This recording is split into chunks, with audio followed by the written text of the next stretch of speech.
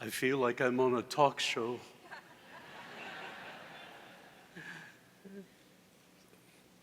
Where I live, we have a reindeer farm, and there's moose there. And the first moose was there, he was brought as a baby moose. And in Alaska, if you're a baby moose and you're an orphan, the chances of survival are very small. And so the Department of Game usually has to euthanize a baby moose. But one of the first to survive was a moose at the reindeer farm they brought, and they named him Bruce Lee because when the highway patrol picked him up, he was a new patrolman, and he put the baby moose in the back seat. And the baby moose, of course, was a master of karate and kung fu. And the highway patrolman came out with bruises and bandages on his head, so he was named Bruce Lee. And then the second one was a moose by the name of Kathy Lee, after Kathy Lee Gifford. So there was another baby moose whose name was Regis. So there was Regis and Kathy Lee and Bruce Lee. And then there was a baby donkey who came to live there, and her name was Sarah Palin. And that's the truth.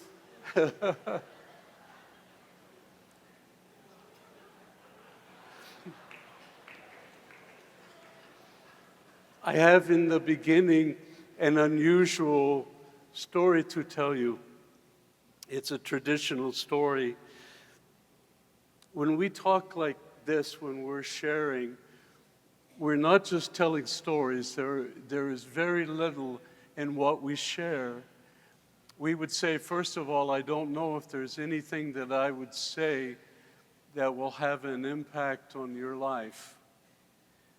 But I have asked God to have an impact on mine because of you. When I go back to my room at the end of the day and I sit down before I go to sleep and I write my prayers and sometimes in my journals, your life and the things you share go with me. And I get on the plane and I ask God before I even leave home, Lord, let there be some word in where I go that you will change my life and among the Christian brothers and sisters that I have and I have met, that my life will be different because we have been together. And my brother, who I briefly introduced you to yesterday, he will ask me when I get home, what difference is there in your life? The essence of our faith is that when we encounter each other, that our impact on each other is kind of like a Mary and Elizabeth with the unborn Jesus and the unborn John the Baptist, that when we encounter the presence of God in our lives, something within us leaps up, and our lives are encountered, or our lives are changed because of the presence of the God we serve. Around the world in indigenous cultures, Native Hawaiian, Native Samoan, Native Americans, Sami in Scandinavia, across Russia, in the Chukotka region of the Russian Far East, where the indigenous people speak the same languages as they do in Alaska. Inuit is spoken in the far north of Alaska. It's spoken all the way across northern Canada. It's spoken into Greenland.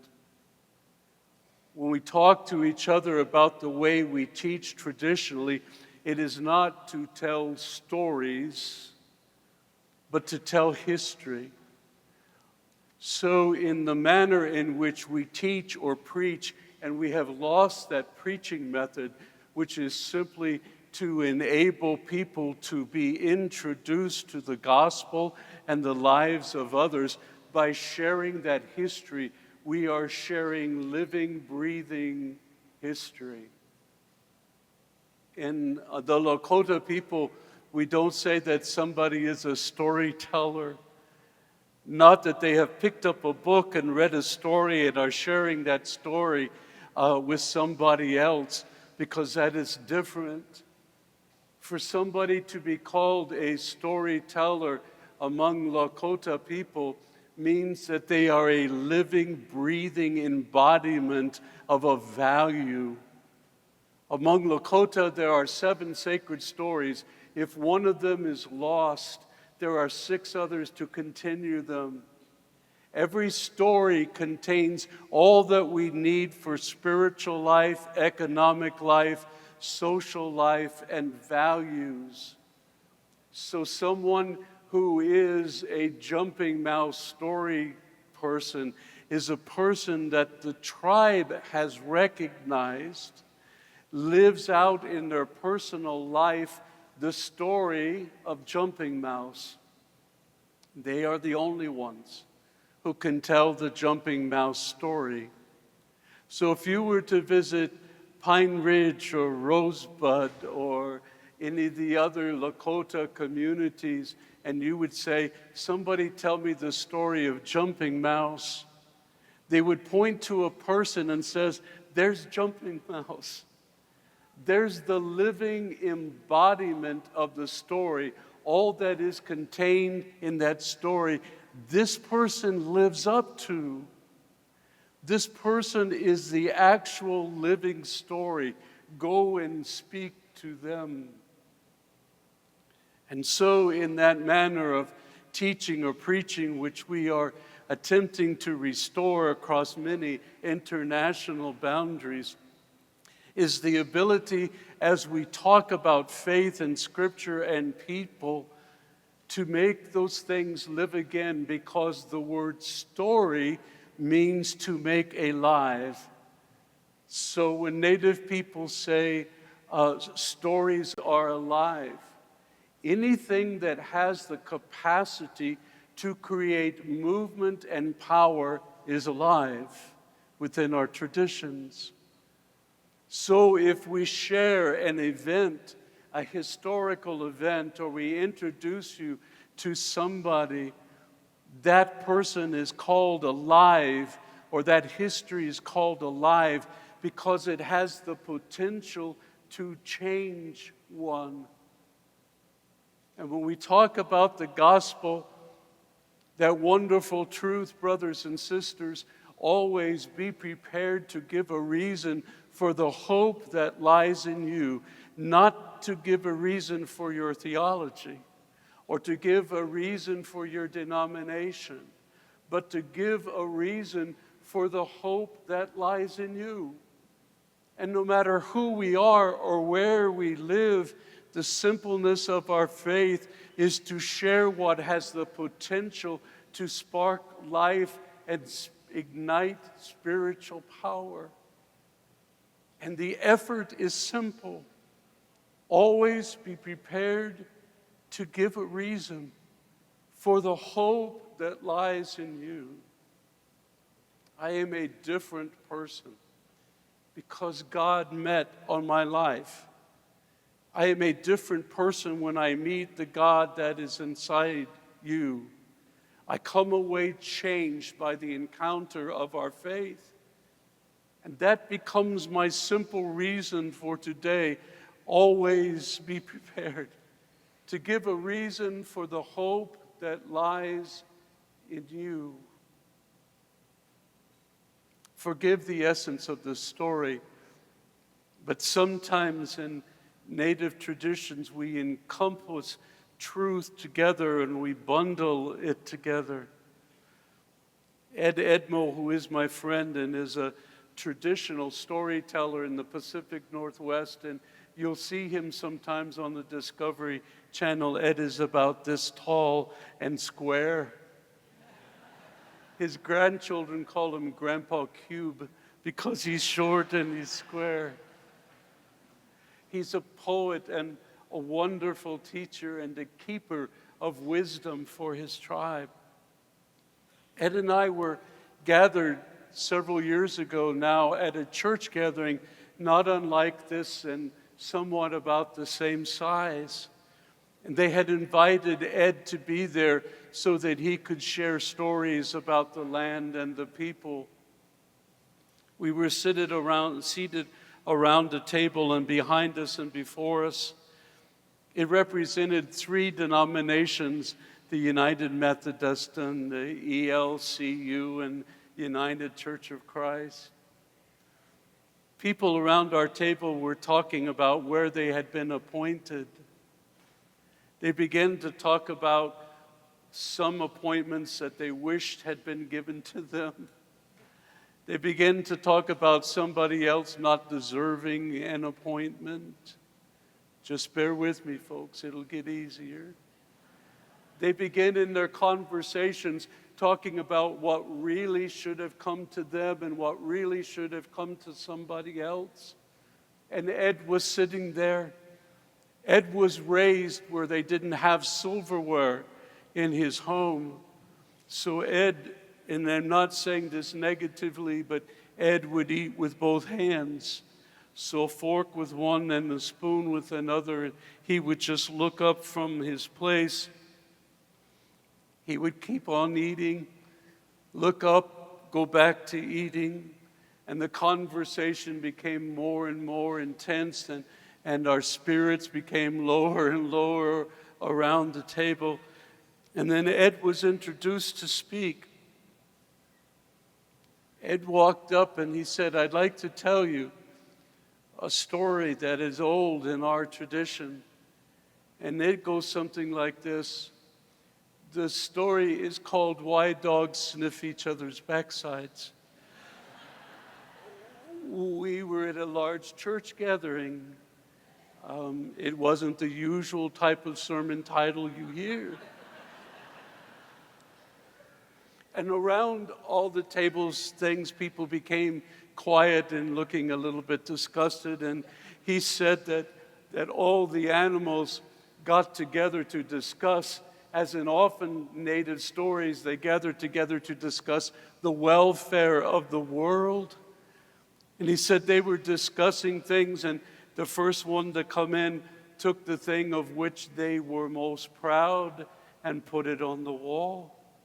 The elk put the antlers, the beaver put her tail, the silver fox put her tail, the turtle put her shell. You'll find that replayed out over and over in stories. And he said the last to arrive were the pack of dogs. And he said the dogs like to be fashionably late, not so that for any other reason than that they like to be seen, and they could look around the room and decide who is the best spot to sit next to so that they could be seen. So the dogs rushed in, and when they saw what the others had done, they didn't know what to do. So they got together and they decided that they would leave up on the wall the most unfortunate part of their body. And up to the wall, they tacked their little rear ends up on the wall. And while they were eating around the council fire, out from the fire, the flames went up and it began to touch the top of the cedar roof, and the lodge began to get on fire. And all the animals fled, grabbing their antlers and grabbing their tails and grabbing their fur and grabbing their shells, and they all rushed out. But when the dogs got to the wall, they couldn't remember whose was whose. So they grabbed whatever was on the wall and they put it on themselves and rushed out. And Ed said, and that is why today dogs sniff each other's backsides. They are convinced that what someone else is wearing really belongs to them.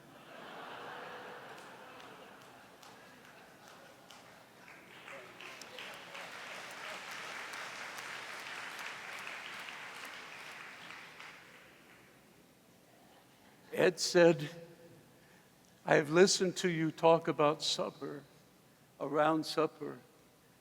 I'm not a Christian, he said, But I think what I've learned from supper is some of you really believe that what God has given to somebody else ought to be yours.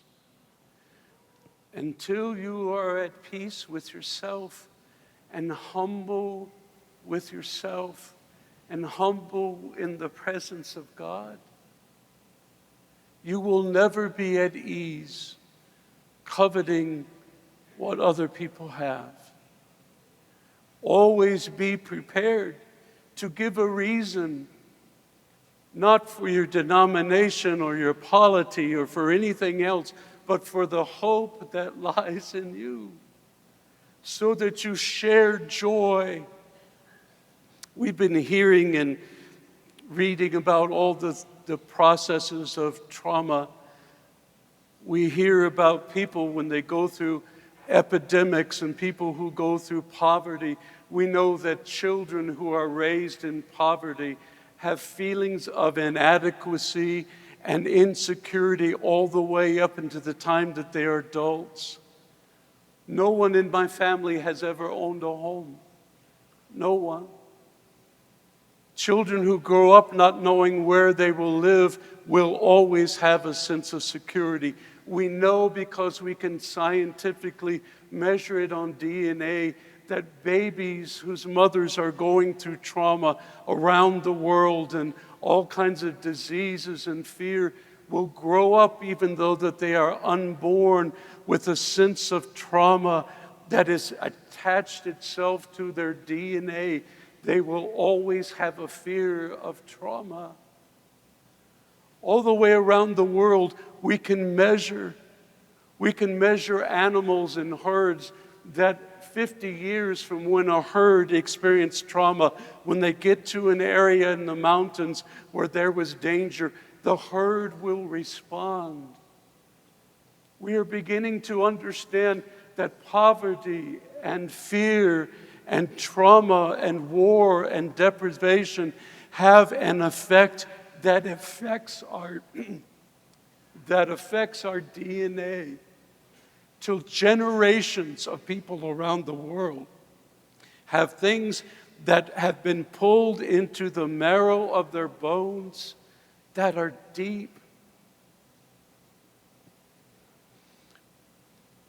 My brother and I grow bonsai trees.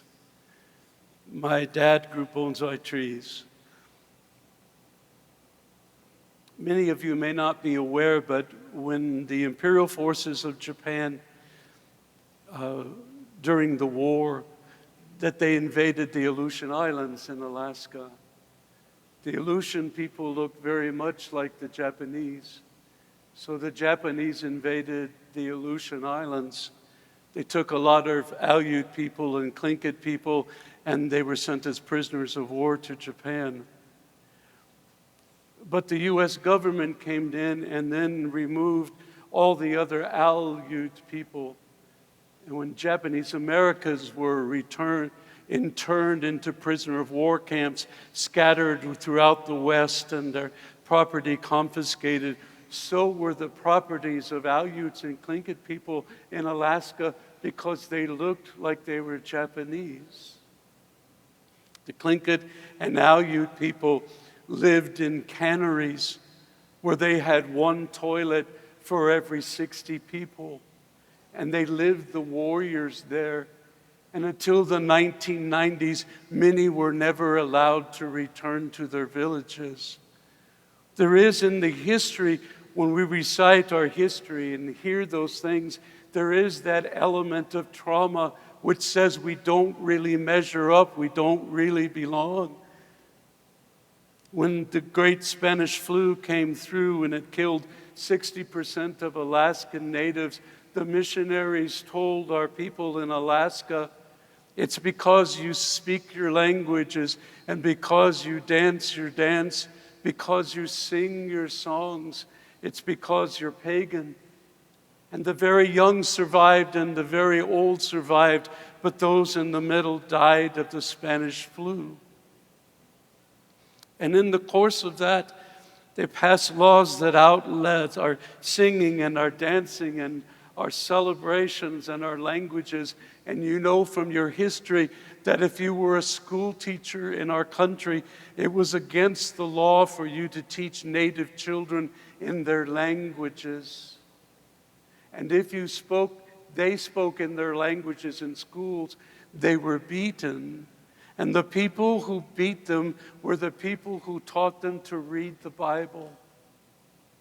And in the course of all of that, which simply said to them, I can't sing, I can't dance, my language is pagan, my people have died because of a judgment of God.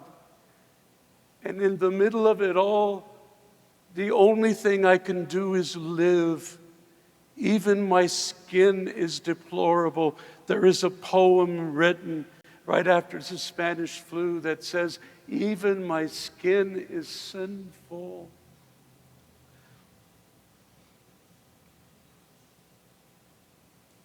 When we work with Alaskan children, many of whom live in villages that have no roads, you can only come in by boats or airplane, and it is the same in the Russian Far East and the same across Canada. They live in small communities where they depend on hunting and fishing for their food. 2 words bring up inside of an individual, a child, an adult, an elderly person, bring up a sense of trauma that is measurable. Those 2 words are Jesus and missionaries. When Native children hear the word missionaries, their bodies almost shut down because they were sexually abused in the boarding schools, sexually abused in the villages. They were beaten just for being alive. And yet here is the measurable truth.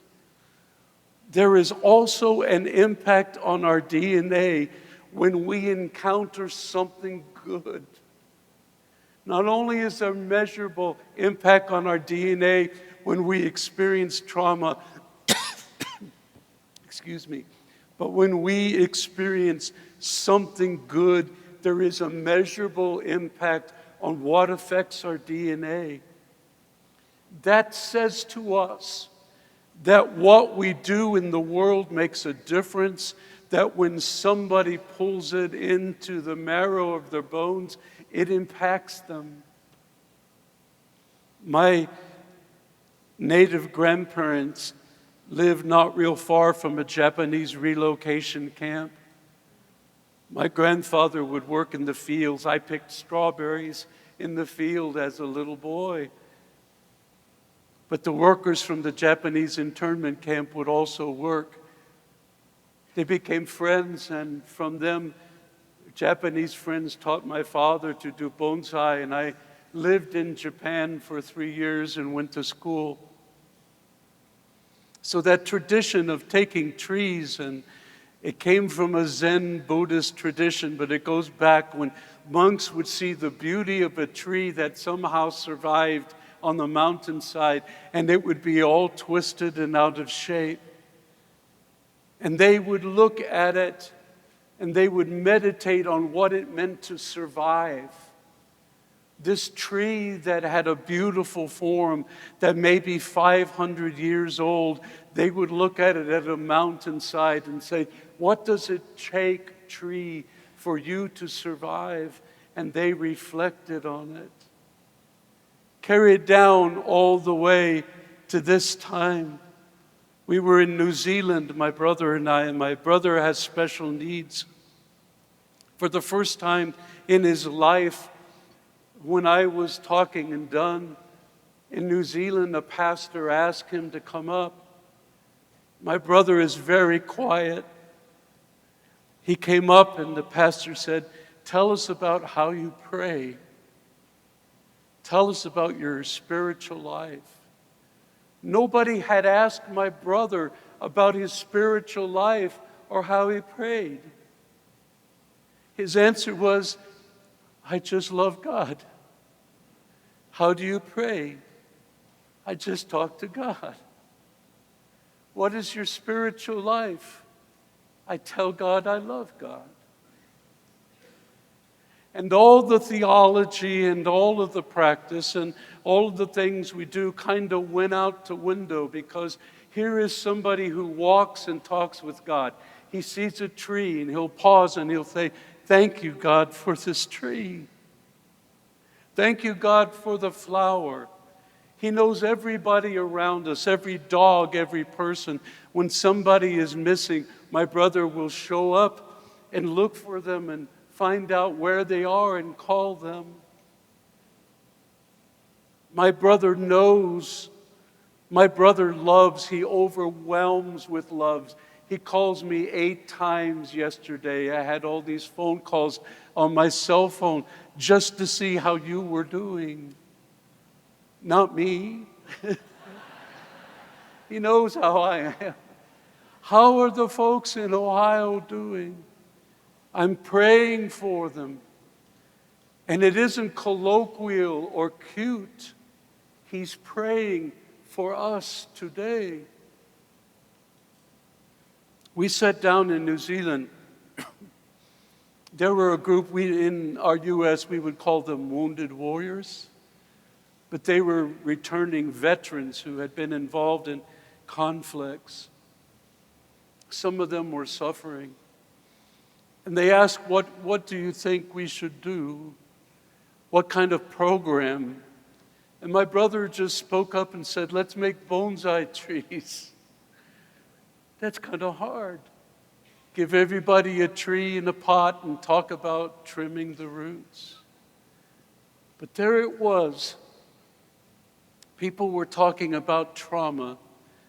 And my brother spoke up and said, a tree has a root. It's called the taproot. Sometimes the taproot takes all of the life from a tree. But you can graft a piece. Thank you. You can graft a piece of healthy root into the taproot. Where there is a root in your life that is big and taking over, something that has pulled into the marrow of your bones and threatens to destroy you. He didn't say it exactly that way, but he said you can take a knife and cut a piece of the taproot away until it is not as big or important as it was before, and you can graft a piece of healthy root into that taproot. And the healthy root grows where the taproot begins to die. And where branches in your life are beginning to die, you can make a small incision and you can graft a small twig into there, and that twig will become a branch, and the branch will make the tree grow. He said it takes a whole lifetime. I'm 70 years old. I know what I make of a bonsai tree will be extremely small. I won't be able to see the tree grow up, but I plant trees. I graft roots. I graft branches wherever I can so that there is new life, new growth. The dead things are coming away. There are beautiful things that will grow from this. This is the process of spiritual life. When we moved to Nashville, I told my brother we're moving to a city. My wife and son had passed away, and my father had died, and Rick came to live with me. I said, "Bud, you can't go up and just talk to people in the grocery store like you could back home." We saw parts of pigs in Nashville that we had never seen before. We did not even know that parts of pigs were edible, but they were there. We went in Piggly Wiggly and tried to figure out what all was here. We were used to eating different things. My brother said to me, "Ray, I feel like God is asking me to do something." I said, "But what is that?" And he said, "I need to open the house for Christmas." I said, "That's fine.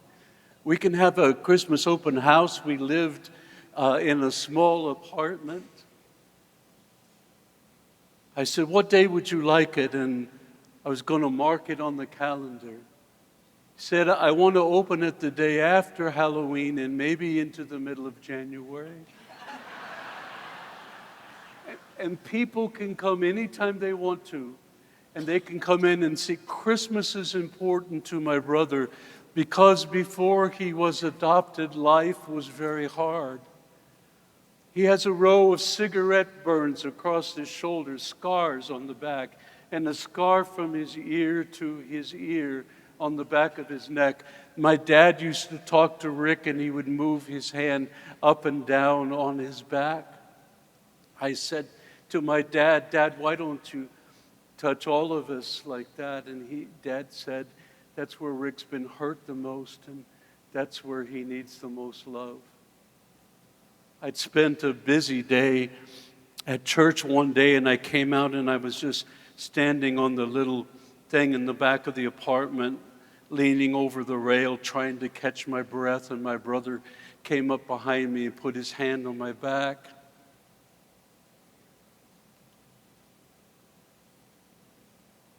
What we do to each other, we do to the world. How we heal and love each other, we do for the sake of the world. To not tell you the whole story, but he decorated the whole house. He has a tree that everything moves on it. He has a tree that has Native American ornaments. When my grandparents became Christians, they did not know what to make, and so they made things for babies, baby moccasins, dream catcher, rattles. My grandmother beaded a Native American nativity set. It's beautiful, all done in deerskin and beads. Mary wears black because black is the color of the West, and West is the color for introspection. Mary kept all these things and pondered them in her heart. My aunt stayed with my brother, and he told her that in my room, we take everything out and decorate it with a village scene. And so when I came home, there was no dresser. There was just a village scene. People began to give him Department 56. He made buildings out of Lincoln logs. There was over 400 pieces, and if you know my brother, he will write on a popsicle stick your name. And he will put that on a house. And in our village, nobody is hurt, nobody is injured, and he will tell you that. There were no brown children, so my brother wrote Department 56. And he said, we need brown people because there aren't any in your village scene. A year and a half later, they sent him the first set of brown people Department 56 had put out. It came time for the first day. I told him we couldn't do it, and then seriously he looked at me and he said, Ray, God has called me to do this. And my exact words were, I don't think that's the way calls work.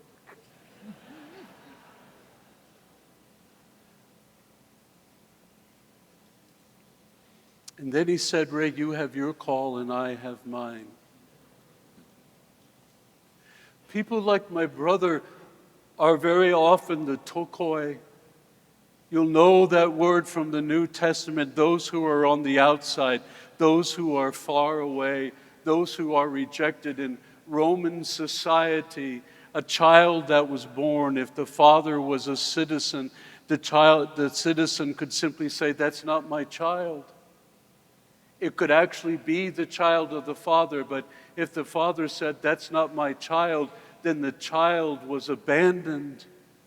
Children could be taken out at the edge by the garbage dumps in the city of Rome and left because if they weren't claimed, they had no place in society. Think about that in our time. If they were not claimed, they could be abandoned at the outskirts of society and left if they weren't claimed by any. And those were the tokoi. My brother has listened to the names people have called him. He's experienced about as much pain as anybody can experience. He knows that he can't always think at this level, but he can feel at this level. He invited the waitresses from Shoney's, the bus driver that took him to speech school. He invited everybody he knew. He would see people that looked lonely in Shoney's, and he would invite them to come.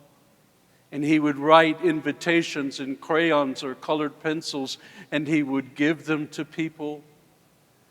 My brother is the sort that if you look lonely, and if you're in Cracker Barrel, which is one of his sacred places, and you look lonely, my brother will find a way to come over and say something to you, to pull you into relationship, to love you, to at least acknowledge you. Have you ever walked by people on the street and sometimes you just don't want to look, and so you look away? My brother never looks away. My brother never allows me to look away. I walk by people on the street and my brother will turn me around. If someone comes into a restaurant we live where it's very cold and they're homeless, they'll come in sometimes just to sit and be warm into a fast food restaurant. My brother will get up and buy them a meal. My brother will sit down while they eat their meal and eat with them. We don't have a lot of resources, but his primary concern is the person that need warmth and conversation and care. The first night in Nashville, I didn't think anybody would come. He told all the women at church he needed their help making Kool-Aid. We had Kool-Aid all through the kitchen. We had cookies that he made and cookies that they made. And about 8:30 at night, there was a knock on the door, and the waitresses from Shoney's came. He opened the front door, and 3 of them came in.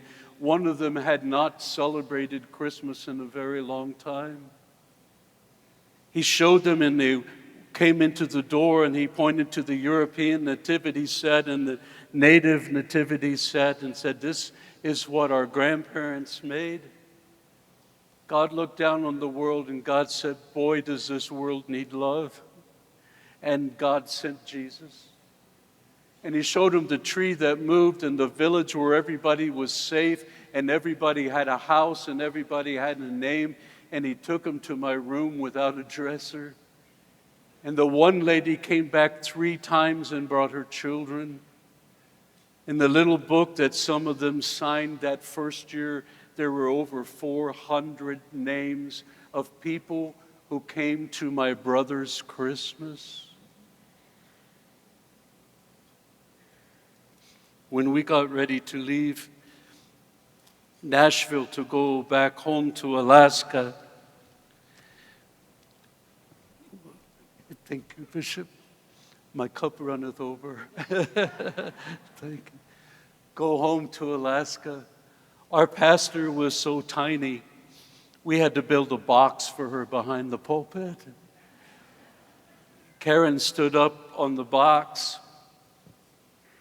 She said, "Ray and Rick are going back home to do some work in Alaska and Russia."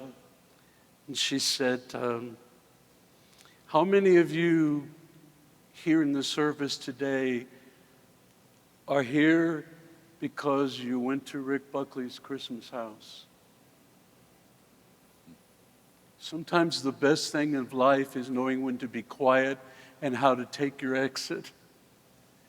So I just sat down on the front pew because I was the brother that said, "I don't think God calls people like this." 27 people stood up in our small congregation. They were not people we borrowed from the UCC or from the Presbyterians. They were waitresses from Shoney's and bus drivers and people by the swimming pool and people at Cracker Barrel who heard a message that said God looks down on the world, and God said, boy, do these people need love. Always be prepared to give a reason for the hope that lies in you.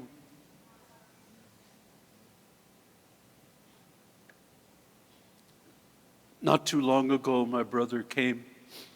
He's 80. He said, Ray, God's calling me to the ministry. I can believe that. But my brother, who can't do a lay speaking course, because there are no lay speaking courses for people with special needs. My brother, who can't go to an academy of spiritual formation because he can't keep up with the hymns that we sing.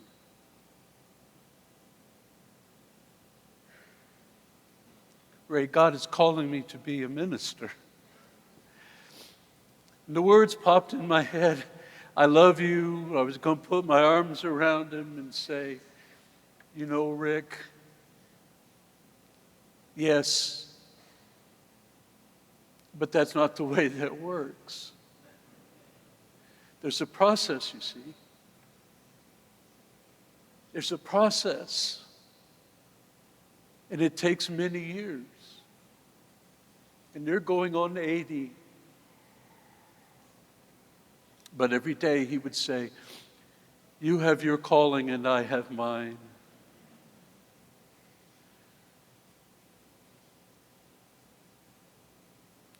I prayed about it. I thought about it. And then it dawned on me, people are ordained by churches, by denominations. We have different ways to do it. We have different reasons to do it. Our structures are important to us. I live in an area of the world where we don't have enough pastors in our native villages. I was in Ukiavik or Barrow not too long ago on Easter Sunday preaching in a Presbyterian church that hadn't had a pastor for 9 years. Folks, I'm telling you the truth.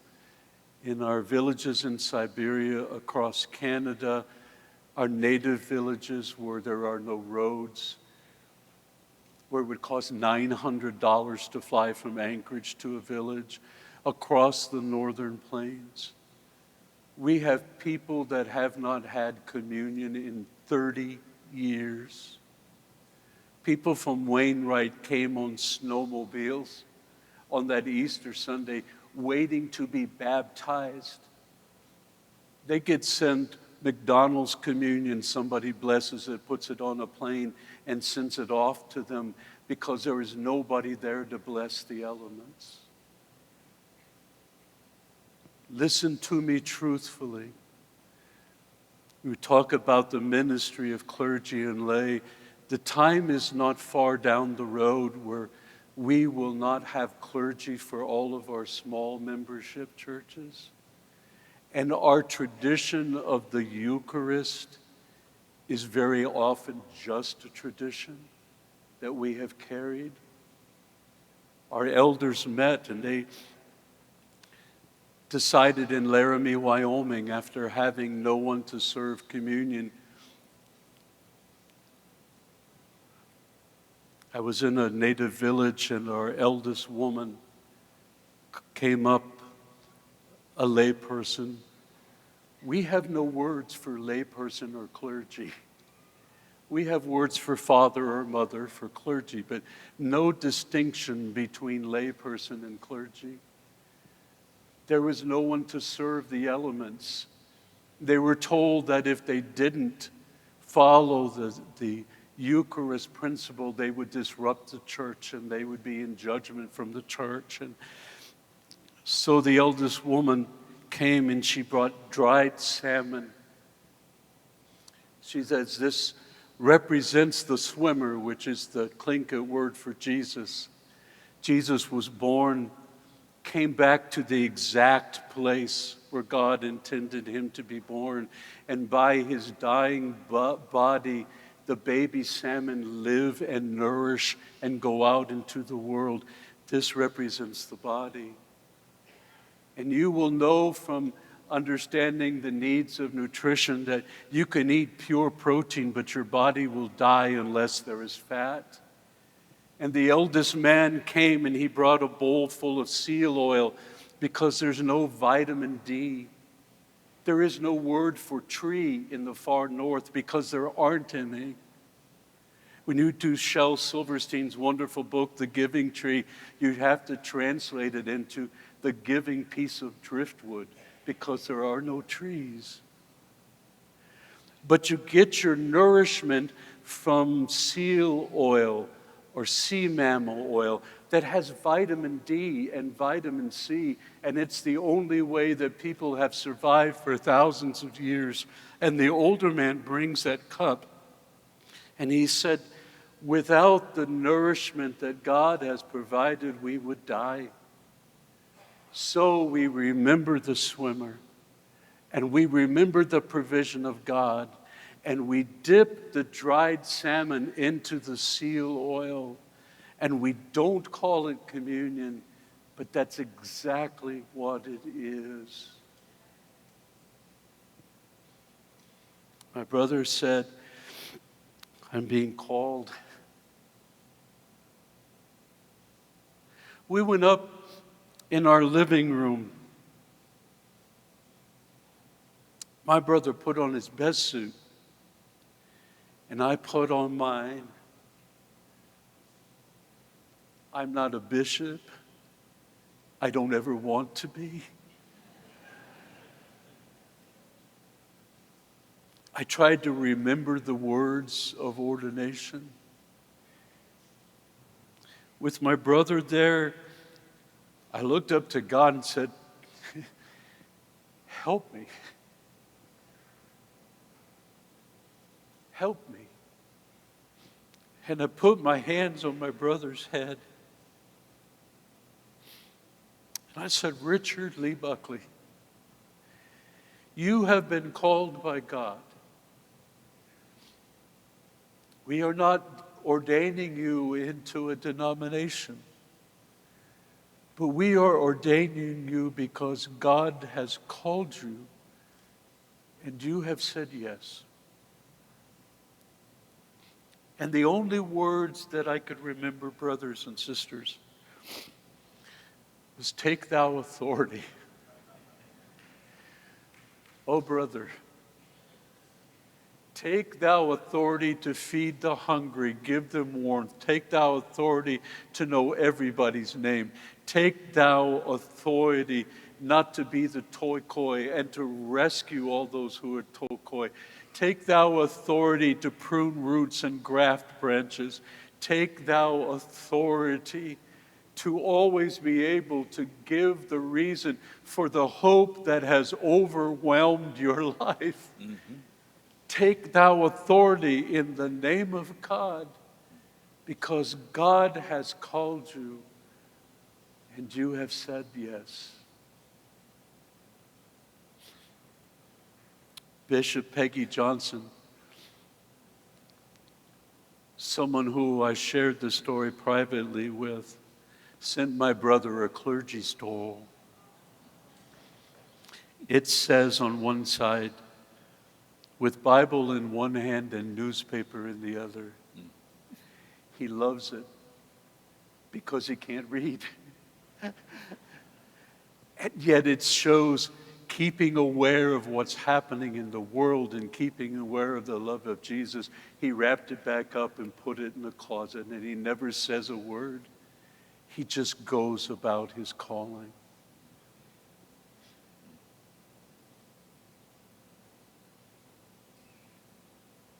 In closing, here's a Tlingit poem.